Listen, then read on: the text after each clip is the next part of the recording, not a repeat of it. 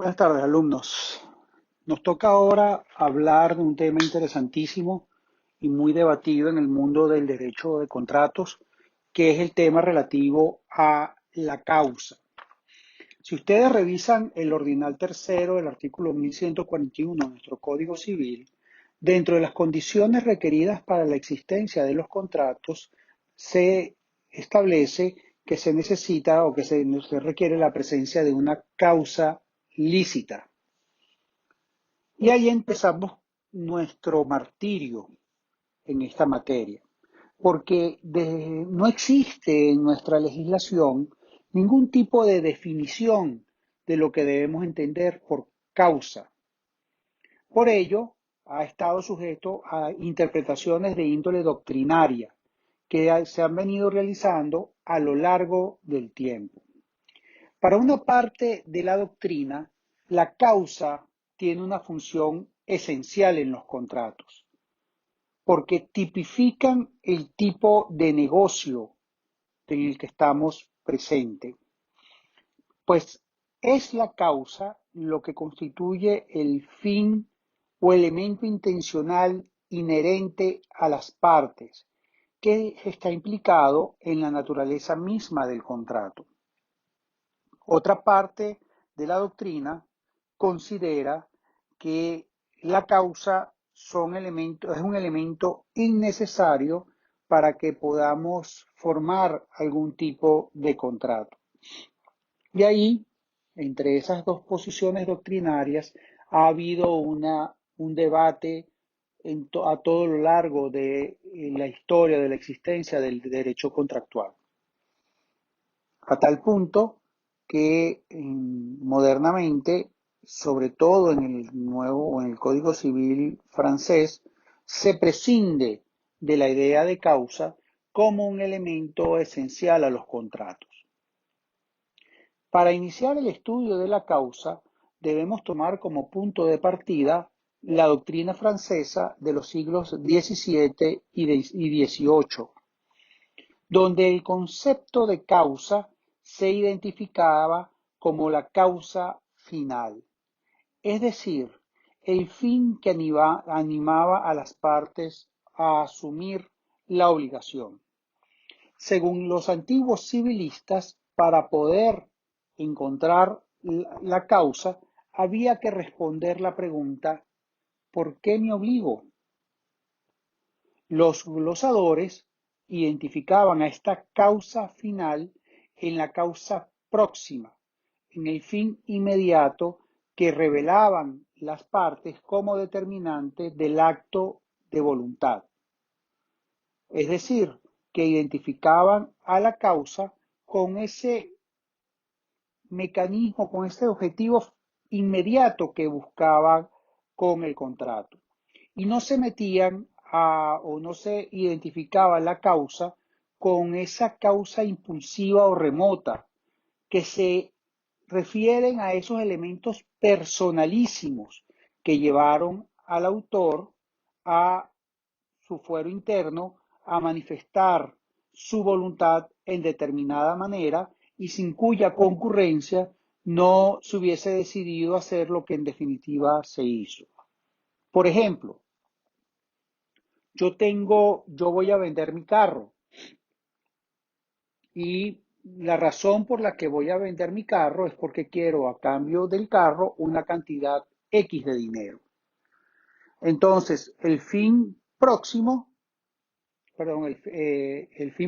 correcto o la causa final es, por transferir la propiedad de mi vehículo, recibir una cantidad determinada de dinero. Ahora, ¿cuáles serían entonces la causa impulsiva o remota? Bueno, quizás yo necesite vender mi carro porque requiero el dinero para inscribir en el colegio o pagar la inscripción de mis hijos en el colegio. Y esa es la causa remota, mi necesidad de dinero para inscribir a mis hijos en el colegio, lo que me motiva mi causa inmediata, que es entrego el carro y recibo dinero. Entonces, ven ustedes cómo, de acuerdo a los glosadores y al estudio de la causa, se identificaba que al final la causa final se trata de cuál es ese motivo propio que declaran las partes en el contrato, inmediato. Yo recibir una cantidad de dinero, ustedes recibir la propiedad de mi carro. Es importante entonces tener clara la distinción entre motivos y causas, porque el motivo siempre es subjetivo, es personal. En el ejemplo que les acabo de colocar, el motivo es que necesito dinero para pagar el colegio de mis hijos, pero la causa es algo objetivo, que no hace que por no depender de la voluntad de uno solo de los contratantes, es en cada caso definitorio o establece cuál es el contrato o el negocio que se está tipificando. Tipifica el contrato, tipifica el negocio. La causa tipifica el negocio. El transferir una propiedad a cambio de una cantidad de dinero determinada. Eso tipifica el negocio de compra-venta. ¿Cuáles son los motivos que me llevan a mí a entregar la propiedad? Eso escapa del contrato, eso escapa de la causa de acuerdo a esta doctrina o a los glosadores. Y por eso esto se refiere más a los motivos que me llevaron a mí a contratar. Pero la causa del contrato de venta es recibir una cantidad de dinero a cambio de la transferencia de la propiedad. Y desde el punto de vista del comprador es entregar una cantidad de dinero que dispone a cambio de recibir una propiedad o sobre un bien determinado. Entonces, esa es la diferencia entre causas y motivos. Por eso es que se señala que mientras los motivos son subjetivos, en mi caso, necesito dinero para el colegio de mis hijos. Otra persona venderá las cosas porque necesita dinero para irse de vacaciones y quiere viajar. Y así cada uno de los motivos serán muy subjetivos. Las causas siempre son objetivas y son lo que diferencia cada contrato. Si yo quiero transferir de la propiedad de mi carro para recibir a cambio la propiedad de un bien, de otro bien, de un inmueble, por ejemplo, ahí no estamos hablando de un contrato de venta, sino que estamos hablando de un contrato de permuta. Y así sucesivamente, cada una de las causas van identificando el negocio jurídico respectivo. Cierta parte de la doctrina confunde los motivos con una concepción subjetiva de la causa, referida a la voluntad. Ante esa concepción contrasta una concepción objetiva de la causa, que explica la noción de causa a través del fenómeno o razón que determina el ordenamiento jurídico a atribuir a determinada declaración de voluntad. Es decir, que es el ordenamiento jurídico que a la causa que usted está declarando le origina una consecuencia jurídica determinada, reconociendo los distintos efectos de esa manifestación de voluntad a través de esa causa. Fíjense, si yo digo, yo no llamo el contrato, este es un contrato de compraventa, pero mi declaración es, yo voy a transferir la propiedad de determinado bien, eh, bien que puede ser material o inmaterial, a cambio de una cantidad de dinero determinada, que puede ser una cantidad de dinero fija o que puede ser una cantidad de dinero variable. Fíjense que ahí estamos siempre, no importa cuál sea la declaración, la consecuencia jurídica a esa causa es que nuestro ordenamiento jurídico llama a eso contrato de venta. No lo llama contrato de permuta, no lo llama contrato de arrendamiento, no lo llama de otra manera, sino que la noción de yo querer desprenderme de la propiedad de un determinado bien a cambio de una cantidad de dinero, eso se llama compraventa. El ordenamiento jurídico a esa causa, que es recibir una cantidad de dinero a partir de desprenderme de un bien material o inmaterial, eso se conoce como compraventa. El ordenamiento jurídico dice, eso es una compraventa. No es otra cosa, sino una compraventa. Entonces, por eso nos identificamos con una noción objetiva de causa.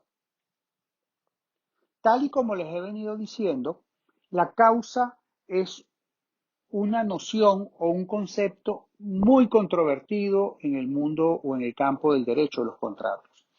Y básicamente existen tres corrientes de pensamiento en relación a la causa. En primer lugar, tenemos la doctrina clásica o la teoría causalista de los contratos. En segundo lugar, como reacción a esta teoría causalista o clásica de la causa, tenemos una corriente que se denomina los anticausalistas. Y como reacción a los anticausalistas, tenemos una tercera corriente que son los neocausalistas. Entonces vemos cómo existen tres corrientes. Actualmente en Francia, con la reforma más reciente del Código Civil francés, parecería que esta batalla doctrinaria la ganaron los anticausalistas, pues esta noción de causa fue eliminada en dicho código como elemento esencial al contrato. Empecemos entonces por analizar las teorías causalistas o la teoría clásica causalista, que identifican a la causa como un elemento esencial al contrato, autónomo e independiente de los otros elementos.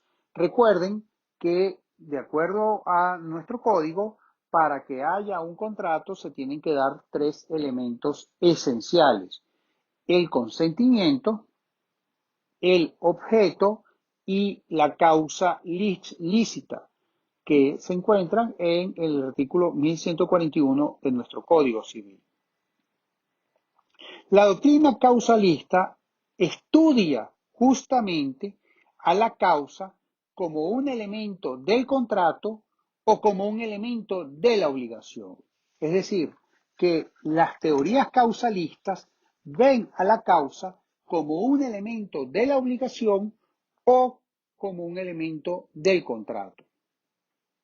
Aquellos que ven a la causa como un elemento de la obligación la estudian como el fundamento del deber jurídico de cumplimiento.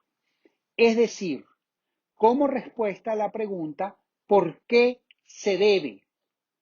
Identifican a la causa como el fin inmediato que perseguimos al contraer la obligación.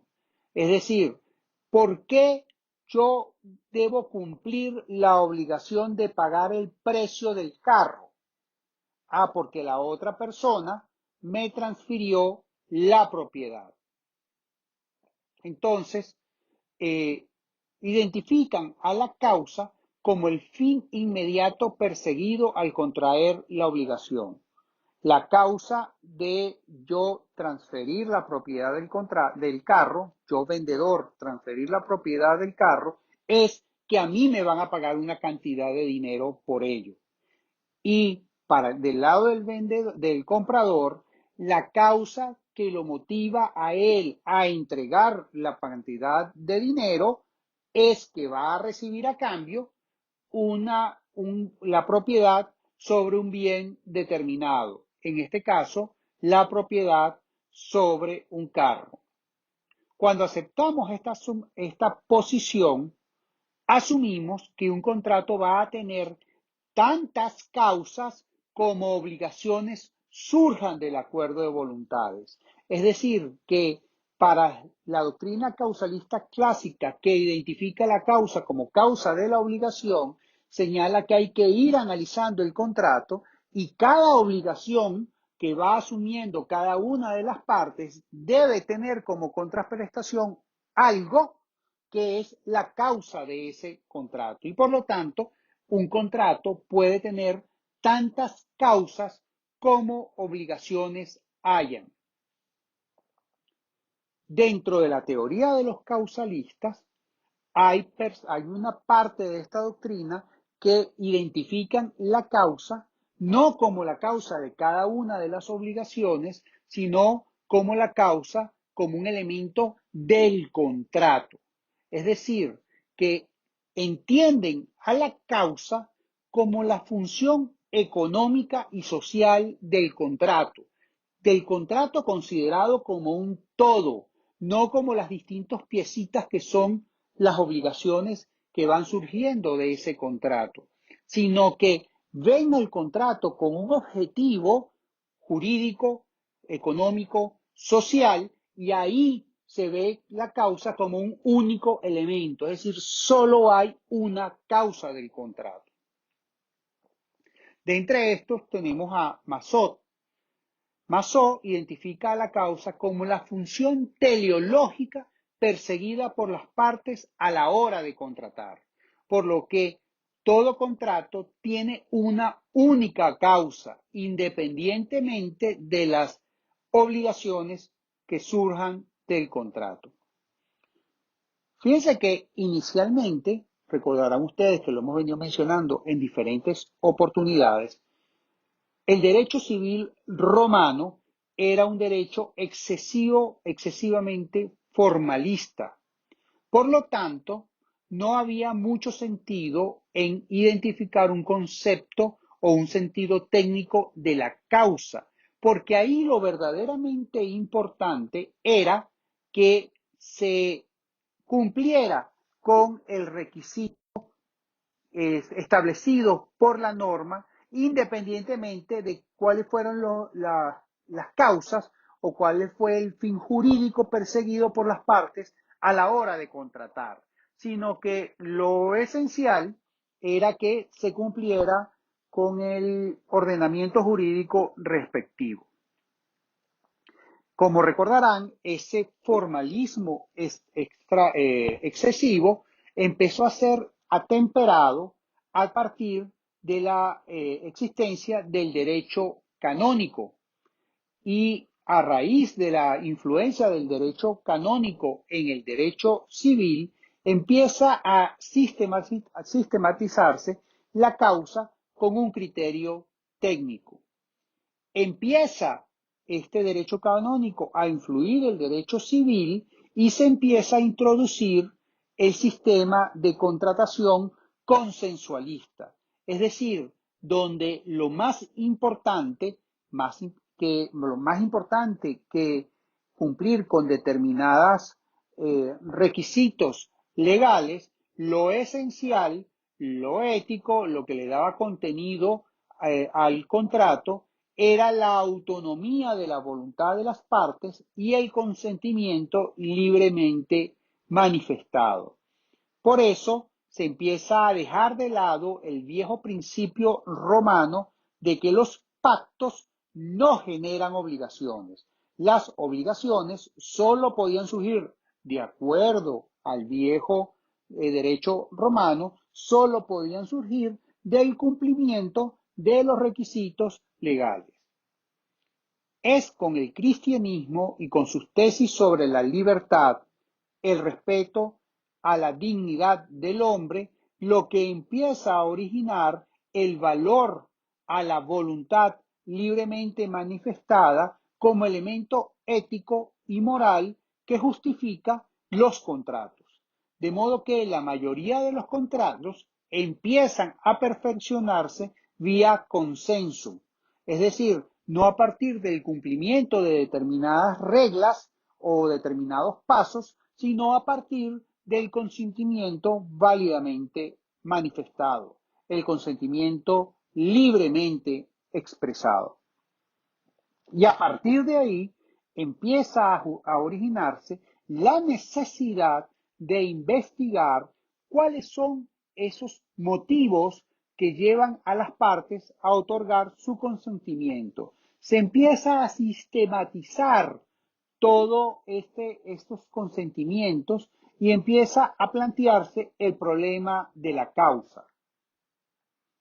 Los primeros causalistas clásicos vienen a ser, eh, vienen a ser encabezados por Domat, que él y sus seguidores empiezan a exponer la teoría clásica de la causa, que busca distinguir la causa propiamente dicha, ese elemento jurídico objetivo y único que lo diferencia de los motivos mediatos o subjetivos que lleva a las partes a contratar. Entonces, la teoría clásica de la causa comienza a señalar por esta y a estudiar esta de la siguiente manera. En primer lugar, empiezan por estudiar los contratos sinalagmáticos. Recuerden ustedes que el contrato sinalagmático es aquel donde existe una obligación que es contraprestación de otra obligación. Es decir, que ambas partes están recíprocamente obligadas al cumplimiento de la obligación. Es decir, que el objeto de la obligación de una de las partes, de acuerdo a la teoría clásica, viene a constituir el objeto, pero viene a constituir la causa de la obligación de la contraparte. En un contrato de venta, el objeto de la obligación del vendedor, ¿cuál es? El objeto de la obligación del vendedor es la transferencia de la propiedad de ese bien. ¿Y por qué lo hace? ¿Cuál es la causa que lo lleva a transferir la propiedad de ese bien? La cantidad de dinero que recíprocamente va a recibir por parte del comprador producto de ese contrato. Visto desde el otro lado, el objeto de la obligación del comprador, ¿cuál es? Exacto, entregar la cantidad de dinero. Ahora, ¿por qué el comprador va a entregar esa cantidad de dinero? Porque recíprocamente va a recibir a cambio la propiedad sobre ese bien. Entonces, los causalistas clásicos identifican en los contratos sinalagmáticos que el objeto de la obligación de una de las partes es la causa de la obligación de la otra parte. Luego de darse cuenta de esto en los contratos sinalagmáticos, los, eh, los clásicos causalistas empiezan a estudiar las liberalidades. Por liberalidades nos referimos a aquellas relaciones contractuales en donde no se recibe nada a cambio. Por ejemplo, la donación. ¿Por qué yo dono? ¿Cuál es la causa que me lleva a mí a entregar determinado bien o a entregar determinada propiedad o entregar determinada cantidad de dinero a otra persona?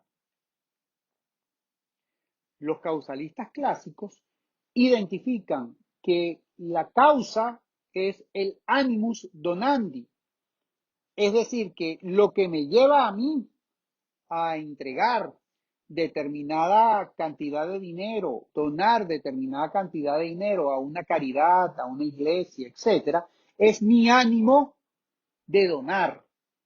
Esa es la causa. El objeto de la obligación es entregar la cantidad de dinero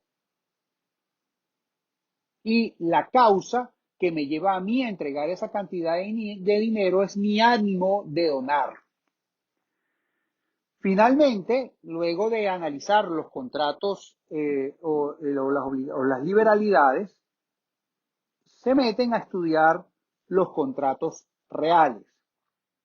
Recuerden ustedes que contratos reales, o entendemos por contratos reales, aquellos que no se perfeccionan con la voluntad manifestada, sino que se necesita algo más.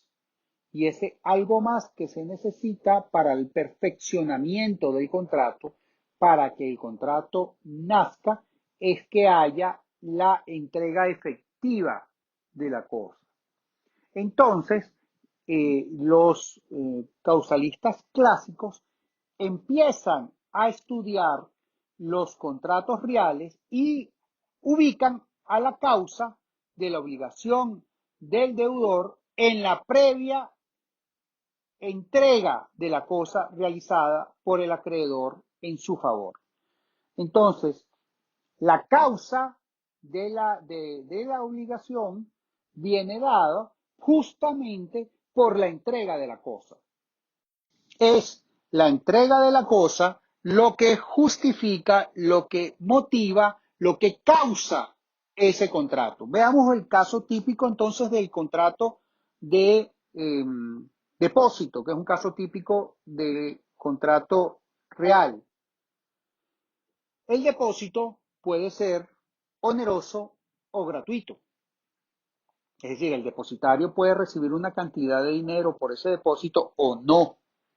¿Cuál es la causa de ese contrato? La causa de ese contrato entonces es para el depositario si hay una contraprestación pactada, es decir, si el depósito es oneroso, entonces para el depositario tiene la causa de la cantidad de dinero que va a recibir, él va a cuidar la cosa por esa cantidad de dinero que va a recibir, pero además tiene la obligación de devolverla.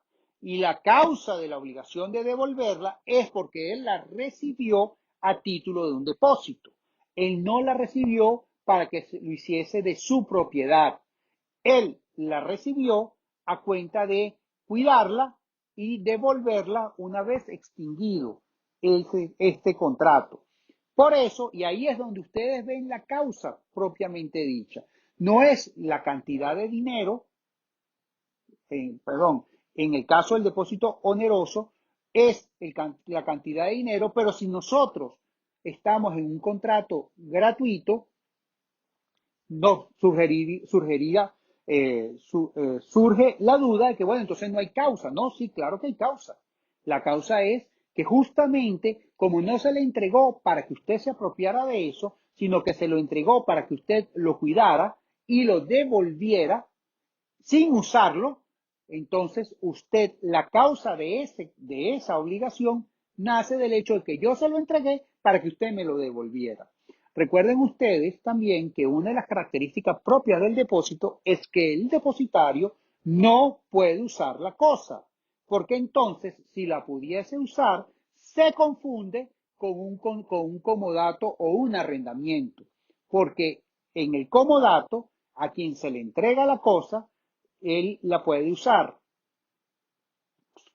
y no tiene que pagar nada a cambio. Y en el arrendamiento, él la puede usar y tiene que pagar un canon a cambio. Entonces ven ustedes cómo la causa varía en el caso de cada uno de estos contratos, de forma tal que es la causa lo que le da formato, lo que le da noción jurídica a ese acuerdo de voluntades. Noción jurídica que viene dada por la ley. Si yo le doy una cosa para que usted la use y no me pague nada a cambio, estamos en presencia de un comodato. Si yo le doy una cosa para que usted la use y me pague algo a cambio, estamos en presencia de un arrendamiento. Si yo le doy la cosa para que usted la guarde y la resguarde, la cuide y no la use y una vez vencido el contrato me la devuelva, independientemente que haya o no obligación de pagarle algo a cambio, es justamente la causa el que le da a ese contrato en la tipificación de un depósito. Ven ustedes entonces cómo los causalistas ven como esencial la causa porque sin ella no se podría identificar el negocio jurídico que está subyacente a esas manifestaciones de voluntad. Por eso es que los tratadistas clásicos de la causa la ubican como un elemento intrínseco del contrato.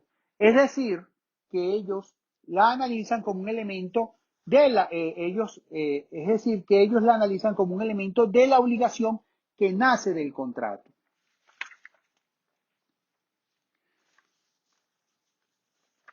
En contraposición a los causalistas, tenemos los anticausalistas. Y el principal expositor o doctrinario de la teoría anticausalista es Planiol. Planiol expone una serie de argumentos en contra de la causa como elemento de las obligaciones.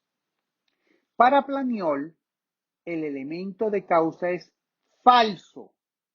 ¿Por qué es falso? Porque Planiol, utilizando los elementos de la lógica, señala que un mismo elemento no puede ser causa y efecto al mismo tiempo. Es decir, la lógica o el criterio de identidad señala que una cosa no puede ser y no ser al mismo tiempo. Una cosa es y eso que es no puede ser otra cosa distinta de lo que es. Si es algo distinto de lo que, si una misma cosa es causa y al mismo tiempo objeto de la obligación, entonces no podemos estar en presencia de un elemento lógicamente cierto, sino que desde el punto de vista lógico es un elemento falso. Por ello, cuando Planiol sostiene que lógicamente los causalistas cometen un error al decir que la causa de una de las obligaciones es el objeto de la obligación de tu cocontratante. Si usted parte de esa idea, según Planiol entonces, el elemento es falso desde el punto de vista lógico. ¿Por qué? Porque se le está dando a un mismo elemento una doble cualidad que no se sostiene lógicamente. Por otra parte, según ese razonamiento, si una de las partes incumple con su obligación, por ejemplo, si el vendedor si el comprador incumple con su obligación de pagar, y esta es la causa de la obligación del vendedor, entonces ese contrato tendría que ser nulo porque le falta uno de sus elementos, porque no hubo pago. Entonces, por eso señala Planiol que es falso el hecho de que en el contrato, que en los contratos bilaterales, si una de las partes incumple, entonces se debería decir que la obligación es nula por falta de uno de sus elementos, y al ser nula la obligación, por lo tanto, las partes quedan liberadas. Lo cual no es cierto, porque el hecho de que el vendedor incumpla con su obligación de pagar el precio no significa que el contrato de venta sea nulo. En caso de que el comprador incumpla, perdón, con su obligación de pago del precio de venta, no significa que el contrato sea nulo, sino que lo que significa es que el vendedor tiene dos opciones. El vendedor puede exigir el cumplimiento del contrato y que se le pague el precio, o el vendedor puede eh, eh, eh, pedir la resolución del contrato, con lo cual se le devuelve la cosa, o incluso el vendedor podría negarse a su obligación de entrega de la cosa hasta que el vendedor no le pague el precio. Por lo tanto, la obligación evidentemente existe. Y si nosotros partimos de la idea causalista de que falta el pago, entonces la obligación falta la causa, y al faltar la causa falta la obligación, y nada de esto sería procedente, sino lo único procedente es que ante la nulidad del contrato devuelva la cosa. Y ven ustedes cómo el vendedor tiene un abanico de posibilidades. En esto es en lo que se sostiene Planiol para decir que no es necesario el elemento de causa, porque el razonamiento que dan los causalistas es un razonamiento falso. Pero no contento con decir que es un razonamiento falso, también señalan los anticausalistas que es una noción inútil. Porque se preguntan los anticausalistas, bueno, ¿y este elemento causa qué trae de nuevo al contrato? Pues si usted dice que la causa de la obligación es el objeto de la obligación de la otra parte, la verdad no está trayendo nada nuevo. Es exactamente lo mismo, no aporta nada a los eh, a la formación de los contratos.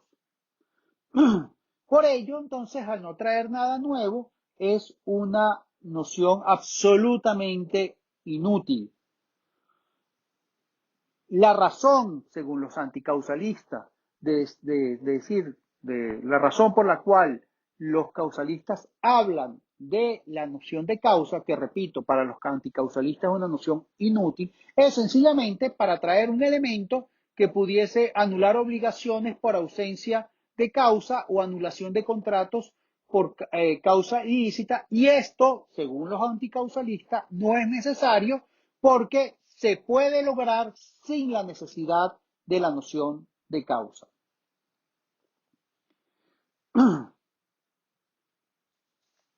Según los causalistas, la causa es necesaria para explicar la acción por resolución, la excepción de incumplimiento y la teoría de los riesgos. ¿Por qué? Porque bajo el argumento de que cada obligación tiene su causa en la obligación de la otra parte, por ende, se entiende que si ésta no cumple, se puede pedir que se libere de cumplir a quien todavía no ha recibido su contraprestación, es decir, puede excepcionarse de cumplir hasta que la contraparte cumpla. Planiol refuta esto de los causalistas y sostiene que no se necesita el concepto de causa para liberar de cumplir la obligación incumplida por la contraparte, soportándose en lo que señala nuestro artículo 1134, que es una copia del Código Civil francés de Napoleón, cuando señala que las obligaciones son recíprocamente. Es decir, que este adverbio recíprocamente es suficientemente válido sin la necesidad de causa para sostener que como son recíprocamente las obligaciones, entonces mientras a mí no me cumplan, yo no cumplo. Por eso, para Planiol, perdón, es innecesario hablar de causa porque ya cuando el código habla de un recíprocamente, la fuerza vinculante de las obligaciones nace de la autonomía de la voluntad de las partes y esta autonomía de la voluntad de las partes hace que una obligación sea recíproca de la otra. Y al ser la obligación recíprocamente de la otra, entonces usted no necesita causa. Es la voluntad de las partes la que crea esa reciprocidad y no la causa de la obligación, como lo señalan los causalistas. Este es el argumento lógico y que da Planiol para señalar que la causa es inútil. Además, sostiene Planiol que la causa propiamente dicha no explica los efectos indicados por los causalistas. El hecho de que una de las partes no cumpla con su obligación no significa que deje de estar obligada. Todo lo contrario, sigue obligada. Por lo tanto, deja de estar presente la causa de la obligación recíproca y no se ve por qué el sujeto deudor de esta última deba ser liberado. El hecho, repito, que el comprador deje de pagar el precio no significa que él automáticamente queda liberado del mismo y se puede liberar sencillamente devolviendo el carro. ¿Por qué? Porque el vendedor es el que elige cómo quiere su cumplimiento. Si quiere que le cumpla por la fuerza a través de su obligación recíproca o quiere pedir la resolución de este contrato porque no le ha sido cumplida la parte no le ha sido cumplido el pago por parte del comprador. Siempre lo puede pedir y para ello no se necesita el concepto de causa.